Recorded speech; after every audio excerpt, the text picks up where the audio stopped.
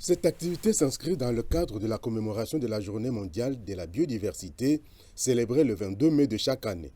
Les jeunes ambassadeurs climat et biodiversité veulent plus d'actions en faveur de l'environnement et de la biodiversité. C'est la raison même de cette campagne de sensibilisation sur les impacts du changement climatique sur l'environnement et la biodiversité organisée par Action des jeunes pour l'environnement et le développement durable, AJPED en sigle, en collaboration avec le CESEN, Cercle des étudiants en sciences de l'environnement de l'Université de Kinshasa, l'initiative Construire ensemble et MJPE. Ce forum de jeunes sur le climat et la biodiversité se présente comme une initiative qui a rassemblé les organisations de base dans toute leur diversité et acteurs locaux engagés dans la résolution des problèmes environnementaux critiques qui couvrent le climat et la biodiversité, les droits des communautés locales, la gestion durable des forêts et d'autres thématiques. Les jeunes doivent s'engager davantage pour le climat et la biodiversité, a indiqué Paulin Lokanda, coordonnateur de AJPED. C'est une occasion pour nous d'implémenter notre programme de formation des jeunes ambassadeurs climat et biodiversité en RDC, qui dans son axe occupe aussi la sensibilisation. Nous avons voulu juste donner les jeunes ce goût-là, leur montrer l'importance qu'ils occupent par rapport à la préservation de la biodiversité et aux questions liées au climat. Sur ce, nous avons voulu réunir les différentes parties prenantes en fait d'utiliser ces jeunes, de leur montrer les opportunités que présentent les défis climatiques et la préservation de la biodiversité, afin de leur permettre de s'engager massivement, surtout à travers le pays, et porter des pistes de solutions quant à ces fléaux qui est un problème global en fait. Donc ces jeunes-là vont nous aider comme des relais communautaires qui peuvent nous aider à tout moment. Ils seront des ponts entre les communautés et les organisations et les gouvernements afin de nous fournir des informations, nous, à chaque fois que nous avons besoin de descendre sur le terrain, au lieu de chercher encore certains camarades qui peuvent nous aider pour ce travail, d'éduquer nos communautés environnementalement et peuvent nous aider à poser des actes concrets dans les différents milieux où ils se trouvent.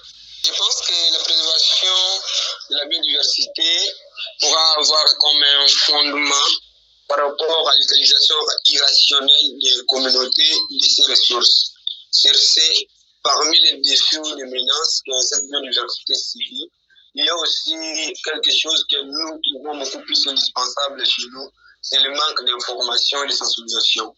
Une population qui n'est pas informée ne saura pas comment préserver sa biodiversité et ses ressources naturelles, donc continuera à l'utiliser d'une manière irrationnelle. Mais c'est nous, notre apport, nous venons à former quand même ces jeunes-là, puisque pour que quelqu'un s'engage à une action, il faut que la personne soit outillée par rapport aux compétences nécessaires qui pourront lui permettre de faire face à ce que vous voulez combattre. Ici, nous avons mis en place un programme des jeunes ambassadeurs climat. C'est un programme qui aura pas mal des axes, dont nous aurons un axe qui va s'occuper pour la formation de ces jeunes-là, puisqu'ils doivent avoir les informations nécessaires.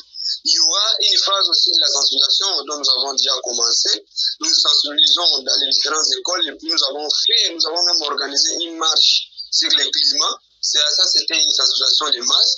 Et à travers des ateliers d'échange tels que nous l'avions fait hier, là, vous avez vu, c'est à travers tous ces échanges-là que ces jeunes-là peuvent avoir des informations nécessaires pour lutter contre l'érosion de la biodiversité. Et au-delà de ça, l'application du cadre, puisqu'il y a certaines personnes qui ne sont pas informées par rapport à cela, nous devons informer ces jeunes-là par rapport aux différentes conventions que notre pays a signées par rapport aux questions liées à la préservation de la biodiversité. Au regard des multiples défis environnementaux auxquels le continent africain fait face, l'objectif de cette initiative est de favoriser une coalition à l'échelle du continent entre AJPED et les organisations de base dédiées à la promotion de la durabilité environnementale à travers les différentes campagnes, ainsi que la sensibilisation pour la prise de conscience et de proposer des pistes de solutions durables pour la lutte contre le changement climatique et l'érosion de la biodiversité, afin de faire de ces problèmes environnementaux des opportunités pour le développement des communautés locales et la jeunesse. Alors que les réunions se multiplient à travers le monde pour discuter de l'avenir de la planète, ces jeunes veulent plus d'action et non des discours des autorités, car il faut agir maintenant. Demain, il risque d'être trop tard, a souligné Liège Mossolo, vice-président du CESEN. L'objectif était de réunir les différentes parties prenantes, notamment les particuliers, les politiques, les organisations internationales, afin que nous puissions avoir l'état des lieux actuel de la biodiversité congolaise. Donc c'était ça l'objectif, mais aussi de reformuler, parce qu'après avoir connu l'état des lieux, il faut proposer des pistes de solutions par rapport à la gestion en fait de la biodiversité. Parce que j'ai à avoir plusieurs informations sur la biodiversité congolaise par les ministère de l'Environnement, l'émission de la biodiversité, mais aussi par rapport au marché carbone, tout ça, ça nous a vraiment aidé. Cette sensibilisation vaut donc son pesant d'or pour amener les jeunes à l'action en faveur du climat, de l'environnement et de la biodiversité. Pour passer le message de sensibilisation, ces jeunes ont fait appel à quelques experts qui ont exposé sur l'état des lieux de l'environnement et de la biodiversité de la RDC, ainsi que les actions qui sont menées, la situation du marché carbone en RDC, dont les projets ne se comptent qu'au bout du doigt, et pourtant les projets dans ce secteur permettraient de préserver les forêts congolaises et par ricochet la méga biodiversité de la RDC, riche en faune et en flore. Percy Uyonduka, expert chargé du registre national RED et sauvegarde socio-environnementale, a souligné que le marché carbone exige une multisectorialité avant d'encourager les jeunes à se lancer dans ces business. Aujourd'hui, pour intégrer ces marchés-là, vous devez avoir au moins des compétences sur les sauvegardes environnementales et sociales, sur les MRV, sur les finances. Donc, il faut recruter tous les experts dans chaque domaine. La RED, aujourd'hui, ce n'est pas un domaine qui est figé, mais c'est un domaine multisectoriel qui emploie les différentes souches de la population. Donc bref, ce n'est pas un marché fictif ou bien un marché compliqué, mais juste il faut se former et puis avoir des accompagnateurs qui vous appuient professionnellement avec tout ce qu'ils ont appris dans les différents domaines. Pour être homologué aujourd'hui au pays, il faut remplir un certain nombre de critères. Et ces critères-là, un porteur de projet seul, une personne seule ne peut pas contenir tous ces connaissances-là. Il aura besoin de l'appui de certains nombres des individus. Et ces individus-là vont l'appuyer en connaissant déjà les critères que le pays a établis sur le plan national.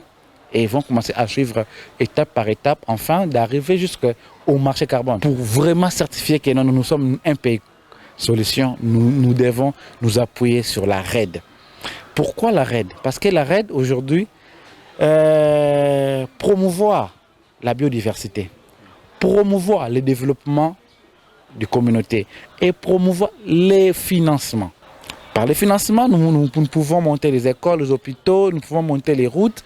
Par la biodiversité, nous pouvons aujourd'hui faire revenir les animaux qui ont refusé. Si nous faisons de la RED, nous faisons de la conservation, de la protection de l'environnement, nous allons faire revenir ces animaux-là, nous allons faire revenir la biodiversité, afin de soutenir nos communautés locales et les peuples autochtones dans leurs moyens de survivre. Les actions des jeunes en faveur de la biodiversité et du climat existent bel et bien, comme l'a souligné Bertin Bouyaki, avec le projet Miraille Verte en bambou de l'Unikine, lutte contre les érosions du sol et le maintien en état, projet qu'il défend bec et ongle partout où il va pour le bien de son alma mater. Ce forum a eu le mérite de définir de manière holistique la situation climatique au niveau mondial et de la RDC, de renforcer les capacités des jeunes en matière du climat et de la biodiversité, de préserver les opportunités que la conservation offre à la population, tout en encourageant les jeunes à s'engager activement dans des actions concrètes qui visent à lutter contre les changements climatiques et à préserver la biodiversité à travers la sensibilisation de ces derniers sur les causes du changement climatique et ses conséquences sur l'environnement et la biodiversité.